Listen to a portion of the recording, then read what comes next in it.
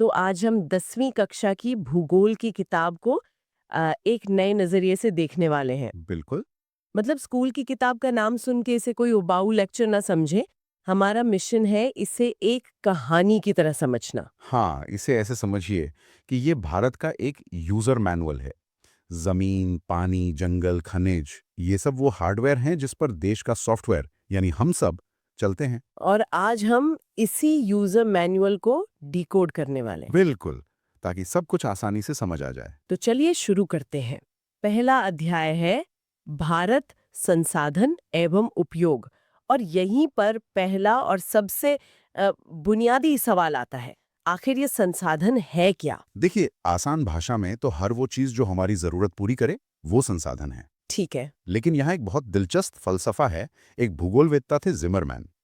उन्होंने कहा था, संसाधन होते नहीं, बनते हैं। ये सुनने में बड़ा गहरा लग रहा है। इसका मतलब क्या हुआ? इसका मतलब है कि प्रकृति हमें सिर्फ चीजें देती है, संसाधन नहीं।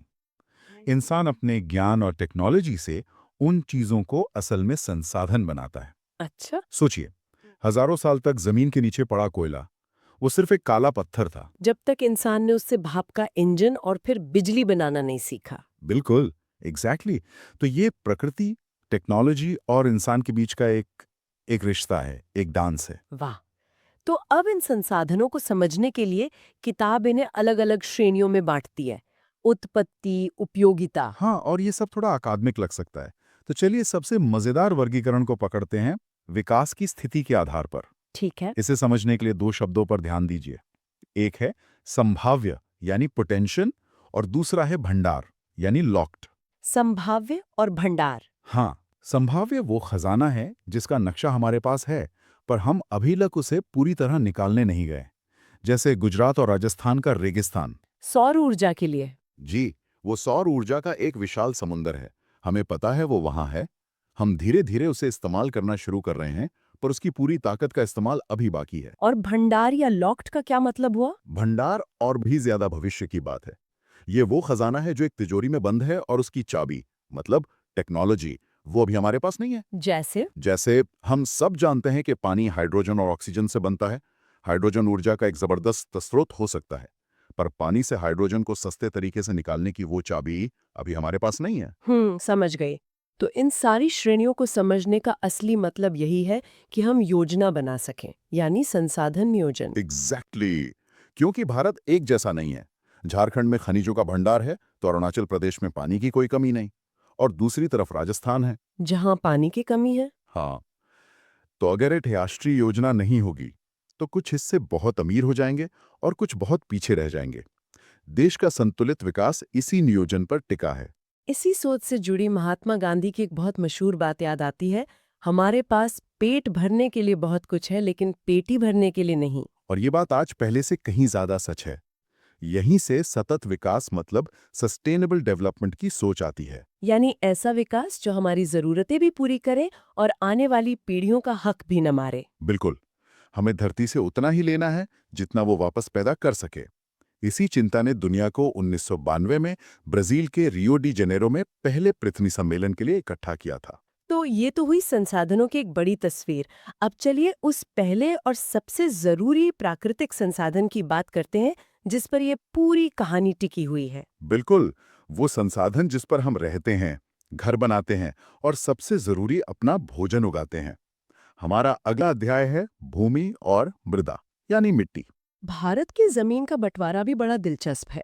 किताब बताती है कि यहाँ लगभग 43% मैदान, 30% पर्वत और बाकी 27% पठार हैं। ये सिर्फ आंकड़े हैं या इनका कोई गहरा मतलब है? नहीं नहीं, इनका बहुत गहरा मतलब है। सोचिए, अगर भारत एक बहुत बड़ी जागीर है, तो कुदरत ने उसका बंटवारा खुद ही कर दिया है। अच्छा। लगभग आधा हिस्सा एक सपाट उपजाऊ खेत है, मतलब मैदान, जो हम सबका पेट भरता है। ठीक है। एक तिहाई हिस्सा हमारे वाटर टावर हैं, यानी पर्वत, जहां से नदियां निकलती हैं। और बचा हुआ चौथाई हिस्सा एक खजाने की तिजोरी है, यानी पठार, जो खनिजों से भरा है। वाह। मतलब हर हिस्से का अपना एक खास काम है। जी। अब बात करते हैं मिट्टी की। यहाँ 6 अलग-अलग तरह की मिट्टियों का जिक्र है। हर एक को याद रखना थोड़ा मुश्किल हो सकता है। तो चलिए हर मिट्टी को उसकी एक खास पहचान से जोड़ते हैं। सबसे पहले है जलोढ़ मृदा।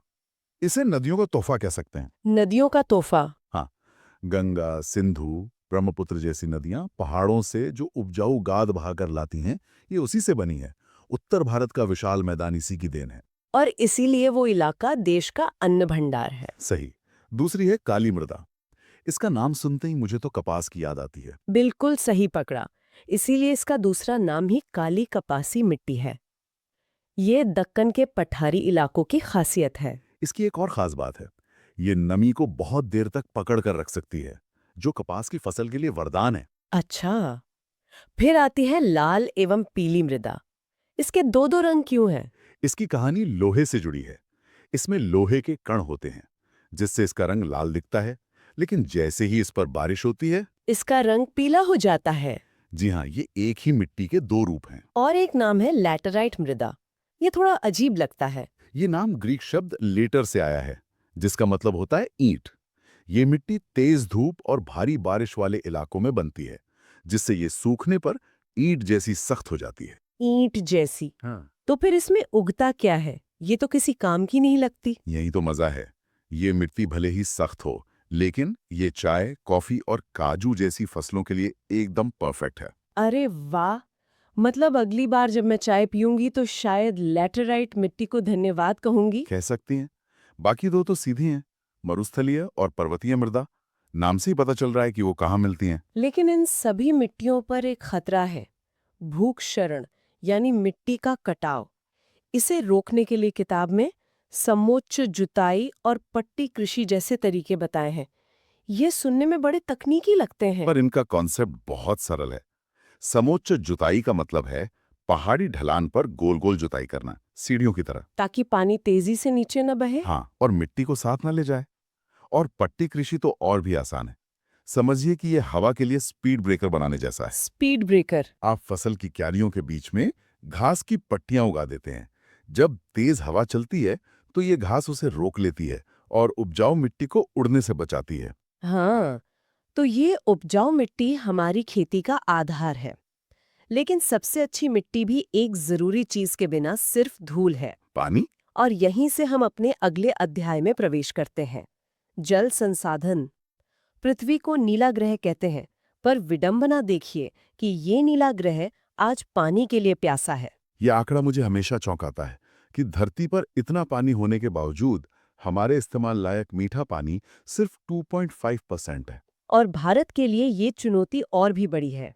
हमारे पास दुनिया की 16% आबादी है, लेकिन हिस्से में आया है दुनिया का सिर्फ 4% मीठा पानी। ये हिसाब ही डराने वाला है। बिल्कुल। इसीलिए पानी की हर बूंद कीमती है। इसी चुनौती से निपटने के लिए आजादी के बाद बड़े-बड़ी बांध और परियोजनाएं बनी। पंडित नेहरू ने तो इन्हें आधुनिक भारत का मंदिर तक कह दिया था। जी, और शुरू में ये मंदिर ही लगे। इनसे बिजली बनी, खेतों को पानी मिला, बाढ़ भी रुकी। लेकिन जैसे जैसे समय बीता, इन मंदिरों के कुछ सियाह पहलू भी सामने आए। जैसे? नदियों का प्राकृतिक बहाव रुक गया, जिससे नदी के जीव जंतुओं पर असर पड़ा। और सबसे बड़ा दर्द था विस्थापन का। हाँ, लाखों लोगों को विकास के नाम पर अपने पुरखों की जमीन और घर छोड़ने पड़े। बिल्कुल। तो ये बहस शुरू हुई कि ये विकास किसके लिए है। तो क्या इसका कोई समाधान है? क्या विकास और पर्यावरण साथ नहीं चल सकते? चल सकते हैं, और इसका जवाब हमें अपने अतीत में ही मिलता है। बड़े बांधों के विकल्प के तौर पर वर्षा जल संग्रहण की बात होती है। बारिश के पानी को इकट्ठा करना? हाँ, और ये भारत के लिए कोई नई तकनीक नहीं है।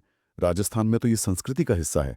वहाँ लोग आंगन के नीचे तांका बनाते हैं, जिसमें वो बारिश का पानी सहेजते हैं। जमीन और पानी के बाद अब बात करते हैं उस जीवन की जो इन दोनों पर पलता है। धरती का हरा भरा आवरण और उसमें रहने वाले जीव।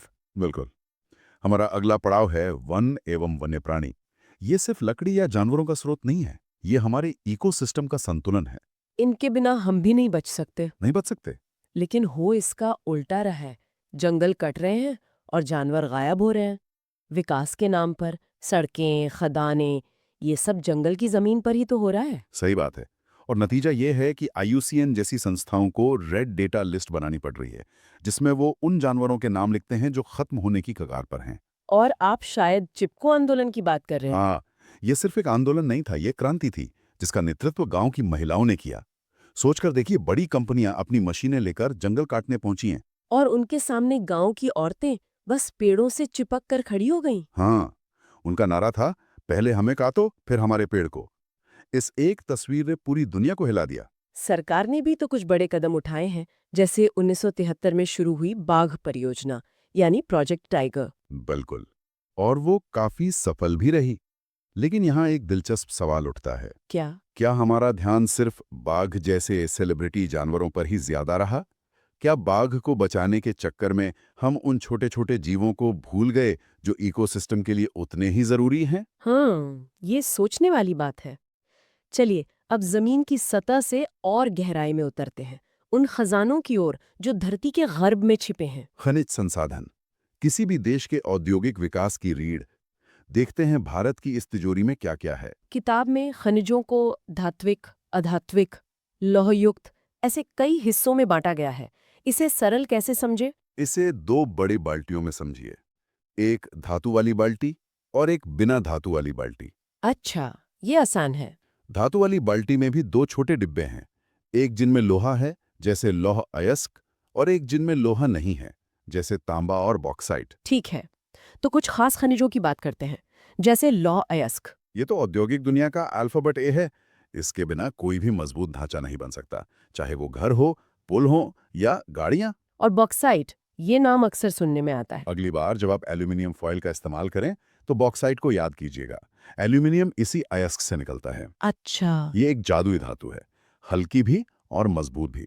इसी वजह से ये हवाई जहाज से लेकर कोल्ड ड्रिंक के कैन बनाने तक हर जगह काम आती है। लेकिन यहाँ भी वही गांधी जी वाली बात आ जाती है, ये सारे खनिज तो सीमित है, एक दिन खत्म हो जाएंगे। बिल्कुल। और यहीं पर रिसाइकलिंग का महत्व समझ में आता है। ये सभी अनवीकरणीय हैं, मतलब एक बार खत्म तो खत्म। इन्हें बनने में लाखों साल लगते हैं। तो हमने जमीन से खनिज निकाल लिए, लेकिन इन खनिजों से कुछ बनाने के लिए, फैक्ट्रियां चलाने के लिए एक चीज चाहिए। शक्ति, यानी ऊर्जा। और ये हमारी आज की चर्चा का आखिरी और शायद सबसे जरूरी अध्याय है। ये कहानी है कि भारत अपनी ताकत कहां से हासिल करता है और भविष्य में कहां से करेगा। ऊर्जा के स्रोतों को दो हिस्सों में बांटा गया है, परंपरागत और गैर परंपरागत। ये क्या है? इसे ऐसे समझिए, परंपरागत स्रोत ऊर्जा का फिक्स्ड डिपॉजिट हैं, जैसे कोयला और पेट्रोलियम। एक बार निकाल कर इस्तेमाल कर लिया तो वो हमेशा के लिए खत्म हो गया। हाँ, और ये प्रदूषण भी बहुत करते हैं। दूसरी तरफ गैर परंपरागत स्रोत आपकी मासिक तनख्वाह की तरह हैं, जैसे सौर ऊर्जा या पवन ऊर्जा। जब तक सूरज चमक रहा है और हवा चल रही है, ये आते रहेंगे। बिल्कुल, और ये साफ सुथरे भी हैं। तो फिर एक सवाल है, अगर सौर और पवन ऊर्जा इतनी अच्छी है, तो फिर आज भी भारत अपनी ज्यादातर बिजली कोयले से क्यों बनाता है? ये एक बहुत बड़ा सवाल है। इसके कई कारण हैं। कोयला सस्ता है और हमारे पास इसकी टेक्नोलॉजी दशकों पुरानी और स्थापित है। सौर और पवन ऊर्जा के प्लांट लगाने में शुरुआती खर्च बहुत ज्यादा आता है। और ये मौसम पर भी निर्भर है ना? हाँ, रात में या जब हवा ना चले तब क्या होगा? इसके लिए एनर्जी को स्टोर करने की महंगी बैटरी चाहिए। तो हम धीरे धीरे उस दिशा में बढ़ रहे हैं, पर यह एक रात में होने वाला बदलाव नहीं है। तो मतलब भविष्य इन्हीं गैर परंपरागत स्रोतों का है। निश्चित रूप से। परमाणु ऊर्जा से लेकर ग्रामीण भारत में गोबर से बनने वाली बायोगैस तक, हमें हर साफ सुथरे विकल्प को अपनाना होगा। लेकिन इन सबसे ऊपर एक मूल मंत्र है जिसे हमें नहीं भूलना चाहिए। और वो क्या है? ऊर्जा की बचत ही ऊर्जा का उत्पादन है। सबसे सस्ती और साफ ऊर्जा वो है जिसे हमने इस्तेमाल ही नहीं किया। एक लाइट बंद करना एक नया पावर प्लांट लगाने से हमेशा बेहतर है। तो आज की इस पूरी यात्रा का निचोड़ क्या है? हमने जमीन, पानी, जंगल, खनिज और ऊर्जा की बात की। ये सब मिलकर क्या तस्वीर बनाते हैं? ये तस्वीर बनाते हैं एक ऐसे देश की जो संभावनाओं से भरा है लेकिन चुनौतियों से भी घिरा है। और सबसे बड़ा सबक ये है कि इसमें से कुछ भी अलग थलग नहीं है। सब कुछ एक दूसरे से जुड़ा है। बिल्कुल। जंगल पानी को सहेजते हैं, पानी मिट्टी को उपजाऊ बनाता है, मिट्टी हमें भोजन देती है। ये पूरा चक्र एक धागे में गुंथा हुआ है। और अब सुनने वालों के लिए एक आखिरी विचार छोड़ जाते हैं। जी। हमने शुरू में कहा था कि संसाधन होते नहीं, बनते हैं। जी। यानी इंसान अपने ज्ञान से चीजों को संसाधन बनाता है। तो आज अपने आसपास देखिए और सोचिए, ऐसी कौन सी चीज है जिसे हम आज कचरा या बेकार समझते हैं और जो कल सही टेक्नोलॉजी और सही सोच के साथ हमारे लिए एक बेशकीमती संसाधन बन सकती है।